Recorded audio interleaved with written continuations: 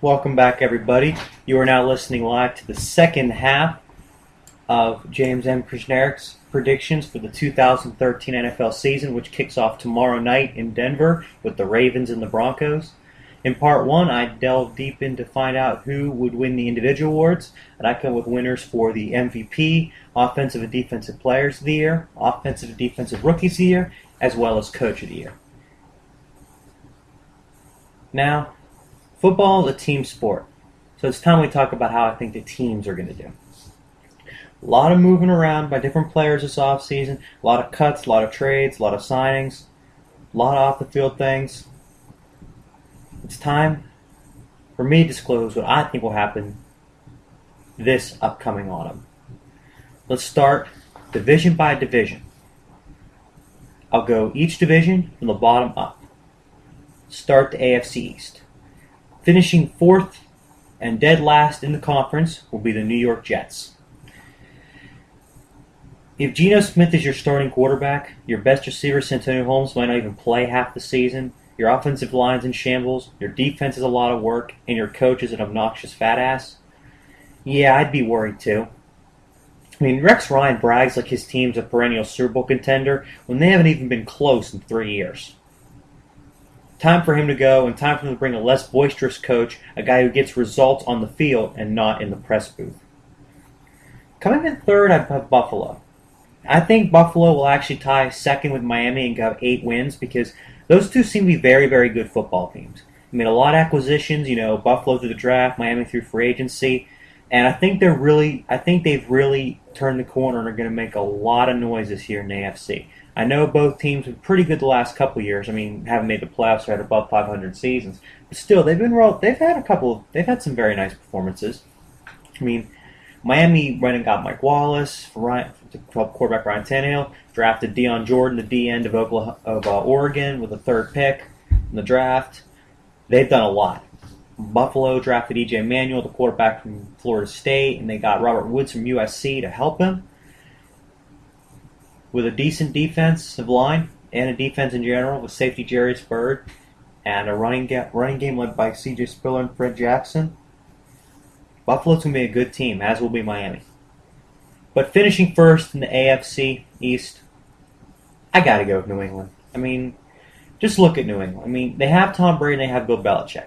As long as they have those two guys, they're a shoo-in for 10 wins every year. The offensive line's decent. I mean, Brady got Amendola in the offseason. I know losing Gronk for a while is going to hurt, and having Aaron Hernandez locked up on murder charges is bad because, one, for him, and number two, I mean, shoot, really doesn't have that deep of receiving core. But the defense seems to be up and up from last year. They seem to be improving the last few seasons. I say New England's a shoo-in for at least 10 wins, and I think they take the AFC East. All right, the AFC North will be the division that yields a lot of surprises for me, and I think, all things considered, a lot of people are going to be surprised at my picks. Coming in fourth in the AFC North, not surprisingly, Cleveland. I mean, you got 3 big dogs, Pittsburgh, Cincy, Baltimore. Cleveland made some improvements this offseason, but for my money, they still have a long way to go. Rob Chudzinski's got a great vision of what the Browns could be, but it's going to wait a year. Coming in third in the AFC North is many people's pick to win the division, and last year's champion, the Baltimore Ravens. And I got some big reasons why the Ravens are only third in the division. Yes, they'll make the playoffs, but still. I think Joe Flacco's overrated. You can't use the last 4 games Flacco played in the postseason to automatically say he's an elite quarterback. No. There's a reason why it was different with guys like Aaron Rodgers and, guys like, Ben Roethlisberger when they won their first Super Bowls and they got hot. Because they'd had some good years before that. Flacco, it was almost an anomaly what he did. And even then his completion percentage was still in the low 50s. So I still think he's got work to do. Number 2, they shipped their best receiver, Anquan Bolden, over to San Francisco for a 6th-round pick. Their center, Matt Burke, retires. They lose Ed Reed and Ray Lewis, the heart and soul of that defense for the last decade and a half. Danae Ellerby goes free agency. Paul Kruger goes free agency.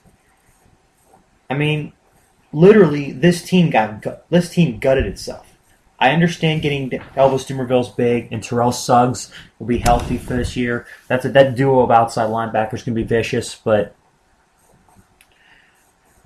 I think that Baltimore's due for a step back. I think they'll probably win 9 games, but I think they'll be a step back.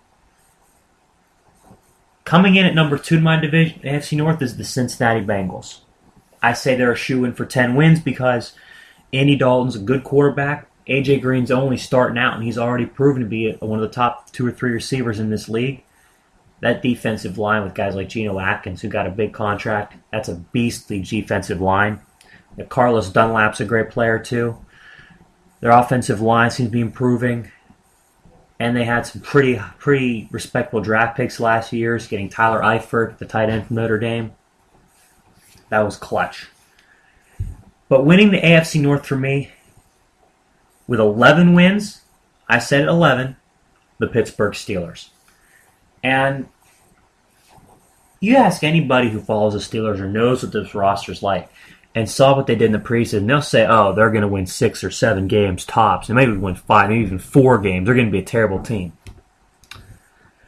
Pittsburgh wins 11 games, and I'll tell you why. 1, veteran locker room. By weeding out Red Mendenhall, Mike Wallace, you ridded a lot of the locker room cancer. Now with these young guys coming in who have work ethic and motivation, I know the preseason may have been winless, but the first team I thought played pretty well. If the O-line gels, they'll be in good shape. Number 2, Ben Roethlisberger. The guy that I think is a very, very strong candidate for MVP because the Steelers aren't predicted to do well. If he plays well and the Steelers do well, it goes together like peanut butter and jelly. People think, Ben's the biggest reason why they're succeeding. But the biggest reason why I'm picking 11 wins for the Steelers is the defense. Because you take out Casey Hampton, who was the nose tackle for a decade, and you put in Steve McClendon, who's a big improvement over him. You take out James Harrison, you put in Jarvis Jones. Polamalu and Clark are healthy. Keenan Lewis was good, but then you bring back Willie Gay, who's not quite as good, but still can play coverage decent, to go alongside Ike Taylor. And then Ryan Clark is the other safety in that secondary. They've got a really good chance at being one of the better defenses in the league this year. Because that first-team defense was a brick wall in the preseason. That was a brick wall. Like Carolina, New York, KC, Washington, they didn't do anything against that first-team defense. They were just stuck in neutral, in reverse. And Jarvis Jones, I think, has a real strong chance of being Defensive Rookie of the Year. So I think Pittsburgh, they've got a real good chance winning the division. I think they take it. Now we move on to the AFC South. Coming in 4th in that division, I have Jacksonville because I know Maurice Jones will be healthy, and they did get Luke Jokel in the draft to help protect Blaine Gabbert, but come on. That team's not going to win more than 5 or 6 games tops. They're at the bottom of the division for now. Tennessee's a good team, They have Jake Locker, quarterback, and Chris Johnson, the lightning quick running back. Their offensive line's good, but looking at this team,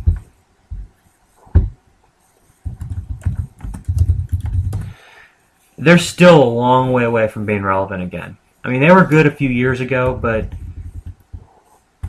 they are a long way away from being any kind of relevant again. They got a long way to go. But if there's any guy that can take him there, it's Chris Johnson.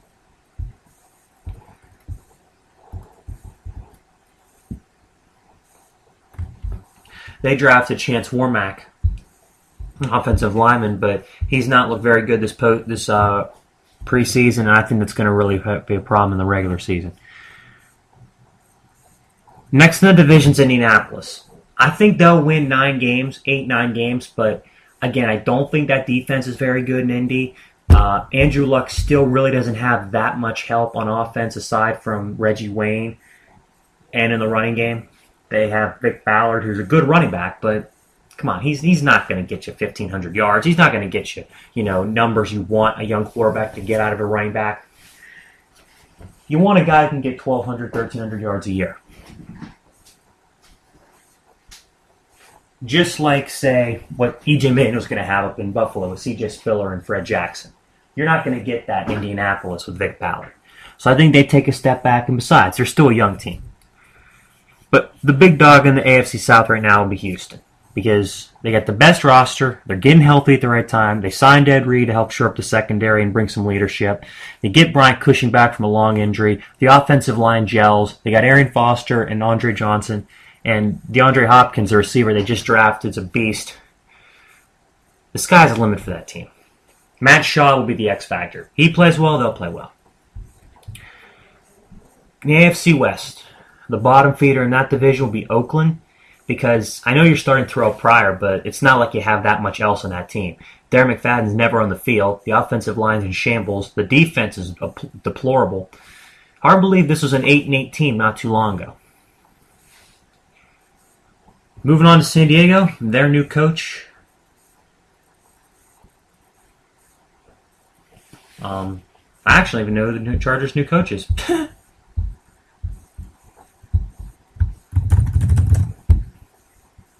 Yeah, Mike McCoy, the offensive coordinator from Denver. See?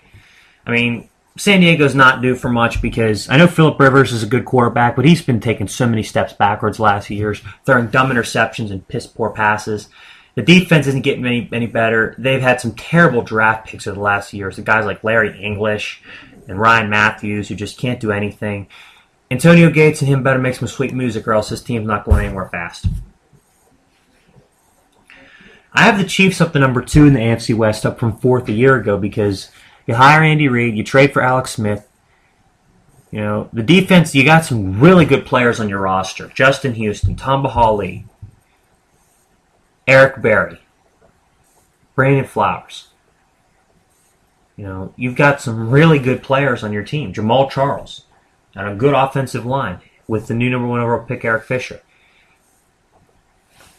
Kansas City's going to be a good team. Probably not a playoff berth, but a good team. But number 1 in the AFC West, come on. It's the Peyton Manning Broncos. When your number 3 receiver is Eric Decker, to go along guys like Wes Welker and Demaryius Thomas, with a defense featuring guys like Von Miller, albeit suspended for the first 6 weeks, and you got guys like Champ Bailey, and you know, you're set. You're set. They've got a good offensive line, even with Dan Cobbin gone for the year, but they got the sheriff in Peyton Manning. Peyton's a shoo-in for 30-plus touchdowns and maybe 10, 11 interceptions max. They'll be in the playoffs as the number 1 seed in the AFC. I have the AFC bracket playing out like this. In the wild card games, I have Pittsburgh hosting Cincinnati and New England hosting Baltimore. I think Baltimore and Pittsburgh both win. I think that Denver, who will play Baltimore, will defeat Baltimore in the rematch of last year's game in the divisional round. I think Houston will take out the Steelers. Yes, I think the Steelers will not only win the division, but win a playoff game. And the AFC Championship game, I like Denver to go to the Super Bowl with Peyton Manning. I think Peyton Manning, this will be his, 3rd Super Bowl he appears in? First as a Bronco. He'll be the 2nd oldest quarterback to win a Super Bowl, if he wins it, next to John Elway, his boss. My seedings go like this. Seeding 6 through 1. Baltimore, then Cincy, then Pittsburgh, then New England, then Houston, then Denver. All right. NFC time. In the NFC East, I think Philly's due for a last place finish again. Here's the logic behind the Eagles, and it's really perplexed me. You have Deshaun Jackson, LaShawn McCoy. You get a lot of your offensive linemen back, so your quarterback's not going to get hit as much. You got Michael Vick and possibly Matt Barkley in the future, and you go out and draft an offensive coach. Meanwhile, you had one of the worst defenses in the NFL last year. Other than Trent Cole, who is that on the defense that's any good? Nobody. I like the Lane Johnson pick out of Oklahoma, the offensive lineman, but you should have done a lot more to shore up that defense because that defense is just miserable, and it's going to get ran over, roughshod over again. Third, I like the New York Giants because, you know, they have some injury problems. Their running back and their safety both can be gone for the season. I think their running back will be back earlier than that. But Eli Manning, he's a good quarterback, but I think he's been a little bit inconsistent these last few years. And yes, I know he won a Super Bowl MVP award, but still. Had a great year in 2011 with the most fourth quarter touchdown passes in NFL history at 16. And goes and wins a Super Bowl, winning all those games on the road, having all those late drives. But, think about it. That last year they were not a good team, and they faded down the stretch. They didn't score 20 points. They weren't winning any games. You can't have that kind of production out of your defense, that poor of a defense. The number 2 team in the NFC will be the Cowboys. I don't think Dallas will make the playoffs. I think they'll get number 2 in the division. But the thing about it is, people are overlooking the defensive change. DeMarcus Ware as a 4-3 defensive end is just frightening. You got Anthony Spencer as a linebacker, I believe, too. You bring in a couple other guys. The offensive line's getting better. Romo's a very good quarterback. He'll have a couple stinker games, but other than that, for the most part, he's a good quarterback. You've got Des Bryant, who's going to be an incredible wide receiver this year. And I took him on my fantasy team because the guy can just flat out play. You got Miles Austin, Jason Witten, DeMarco Murray. Dallas is a team to watch for this year. But number 1 in the NFC East this year will be the Redskins for the second straight time. I mean, think about it. RG3 will come back. He'll be just fine. Probably will run a little bit less, but still he'll be just fine. You have the best offensive line in that division, bar none. You have a defense that has proven itself to be underrated. With guys like Brian Orakpo, Ryan Kerrigan, D'Angelo Hall. An offensive line with guys like Trent Williams. And a running back in Alfred Morris who ran for over almost 1,700 as a rookie. Very deep team top to bottom, the Washington Redskins. And I think they're due to take that division for the second straight year. Right now, it's their division. NFC North from top to from bottom to top. I like the Lions to finish last, but not like a dead last, like 4-12 like last year. I think 7 wins because Ziggy Ansah, I think that's the name of the guy they drafted, proving me a damn good defensive end. To go with Sue and Fairley on the inside of the defensive line. The secondary is getting better, and the linebacker course is getting better. Matt Stafford will probably have a better year than he did last year, a much more consistent year. You give him Reggie Bush, who's just going to take every single screen pass that Stafford throws him and take it all the way to the house. Calvin Johnson, who's the best wide receiver in the NFL. Good team, but they still got a lot of holes to fill. Number 3 be the Vikings. And I think they flip with the Bears second to third in this division because of Christian Ponder. I don't think he's the guy, the long-term answer for them, because last year Adrian Peterson put the team on his back, and Christian Ponder almost had no contribution. I mean,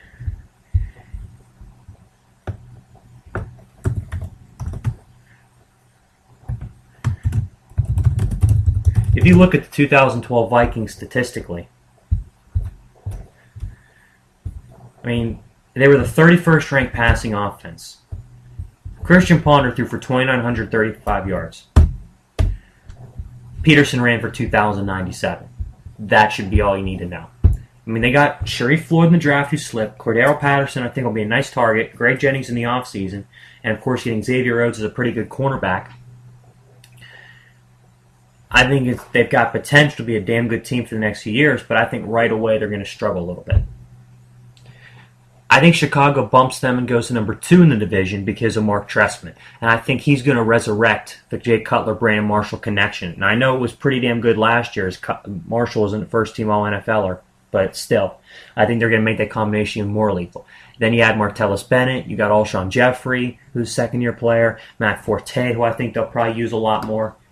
Bears have a damn good team. They have a damn good team. You put John Bostic in to replace Brian Urlacher, and it's like they didn't miss a beat. In fact, he's probably almost just as good now because he's quicker. But number 1 in that division, without a doubt, is the Packers. That's because of Aaron Rodgers.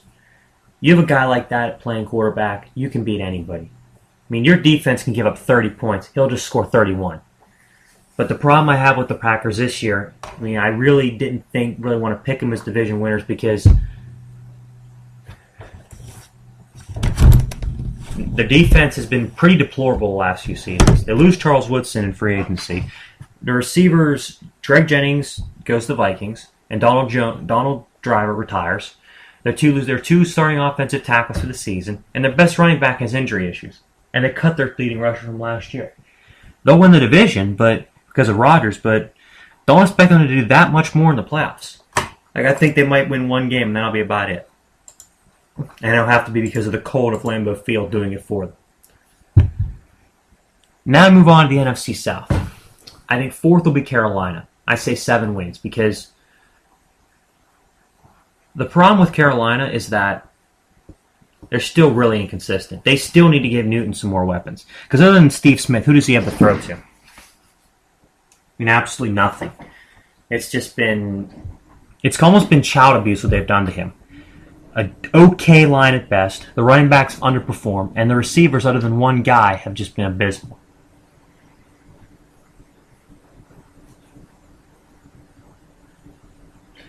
Third will be Tampa. Now, the Josh Freeman-Mike Glennon thing is going to go on this season. You watch. Because Josh Freeman's, I'm sorry, he had one good year, but other than that, has not been the guy. And I think Mike Glennon will have his job at the end of the season. Bold prediction, I might add. Because Freeman's not shown ownership of this job. He's not shown that, hey, I am the guy, this is my job. He's not been that way. I mean, you look at some other guys that were young and came in and started right away. I mean, Matt Ryan came in as a rookie. It was his job. He took it. I mean, you look at Cam Newton even did that. I mean, look at some other guys that did that. Peyton Manning did that when he came in. Josh Freeman hasn't shown that kind of, killer instinct. And I think he won't be starting at the end of the year. I think it's going to be a very tough year for him. Second will be the New Orleans Saints. My Saints back at number 2 in the division. Awesome. It'll be awesome to see them playing well again because you get Sean Payton back. The defense has some bite to it again, and Drew Brees and him are going to make some sweet music. Saints return to the postseason. But number 1 in the division right now is Atlanta, far and away they're the best team because what makes Atlanta so good is that they've got the best defense in the NFC South and possibly the most complete offense because they run the ball better in New Orleans. They don't pass protect as well, but they run the ball better. And I think just as importantly, their quarterback is playing just as efficiently. Look for Atlanta to win the division. In my opinion, take one of the 2 first-round byes.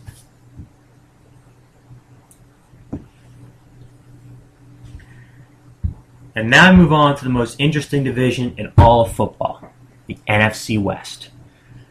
Starting from the bottom, now I get to the top. Arizona will finish 4th. I love the Tyrann Mathieu draft pick. I okay the decision to draft Carson Palmer.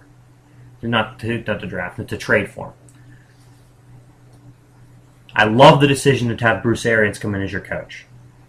But I still think this team has a lot of work to do. They'll maybe be a 5-win team tops because, they have no running game. And you can't Carson Palmer's not going to be able to go out there and throw 40 passes a game and expect them to win. That's not happening. I know Rashard Mendenhall went to Arizona, but he's going to be just as bad as he was up north in Pittsburgh. He's going to be a fumbling bust.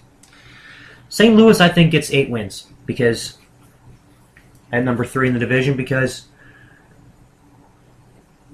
look at them. They drafted what they needed to get.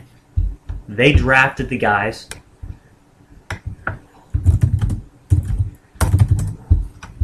that they needed, their quarterback needed.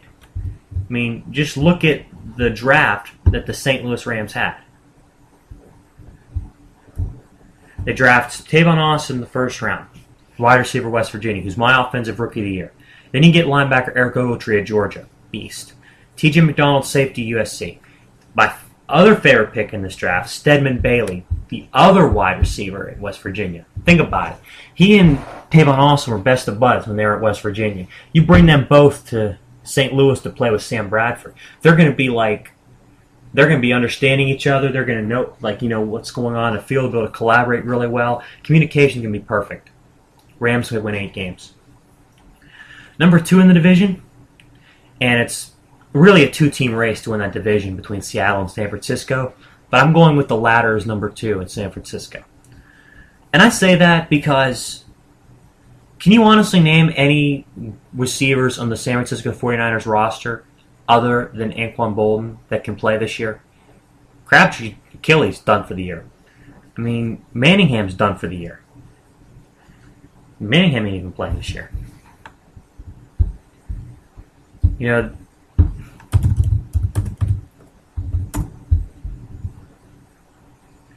well, he's actually expected to be ready more or less after week 6. But other than Vernon Davis and Anquan Bolden, for the first 6 weeks, that's all Colin Kaepernick's going to have to throw to. I mean, Frank Gore's a good running back, and that offensive line's one of the best in the business, but still. And that defense is spectacular, but your quarterback needs targets, which is why the Seattle Seahawks and Russell Wilson are tops in the division, and in my opinion, tops in the conference. They have the best